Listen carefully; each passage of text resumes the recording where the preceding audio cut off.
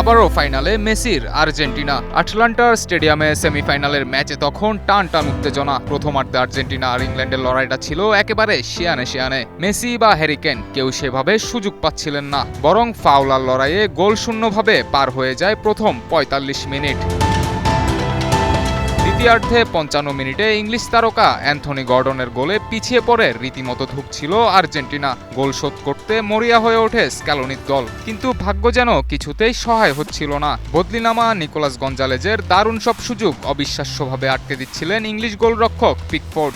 ৭৬ মিনিটে ম্যাকঅ্যালিস্টারের হেড গোল পোস্টে লেগে ফিরে এলে মনে হচ্ছিল আর্জেন্টিনার বিদায় বুঝি আজ নিশ্চিত। ঘড়ির কাঁটায় যখন ৮৫ মিনিট, ঠিক তখনই জ্বলে উঠল বিশ্ব চ্যাম্পিয়নরা। লিওনেল মেসির জাদুকরি পাস থেকে বল পেয়ে ২৫ গজ দূর থেকে বুলেট গতির এক শট নেন এনজো ফার্নান্দেজ। পিকফোর্ডকে বোকা বানিয়ে বল চলে যায় সোজা ইংলিশম্যানদের জালে। স্কোর লাইন তখন ১-১।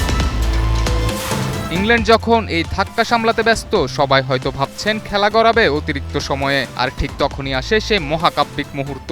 ইনজুরি টাইমের ৯২ মিনিটে ইংলিশদের পুরোপুরি স্তব্ধ করে দিয়ে মেসির অ্যাসিস্টে গোল করে বসেন লাউতারো মার্টিনেজ। খাদের কিনারা থেকে চোখের পলকে ২-১ গোলের অবিশ্বাস্য এক জয়। মেসির জাদুকরি ২ অ্যাসিস্টে নিশ্চিত হারতে বসা এক ম্যাচ থেকে শেষ মুহূর্তে এমন নাটকীয় প্রত্যাবর্তনে ইংল্যান্ডকে কাঁদিয়ে আরও একবার বিশ্বকাপের ফাইনালে পা রাখল আর্জেন্টিনা। বিশ্বকাপের প্রতিটি ম্যাচ একেবারে শেষ মুহূর্তে ফল ঘুরিয়ে দিয়ে মেসি যেন বারবার প্রমাণ করছেন ওস্তাদের মার শেষ রাতে।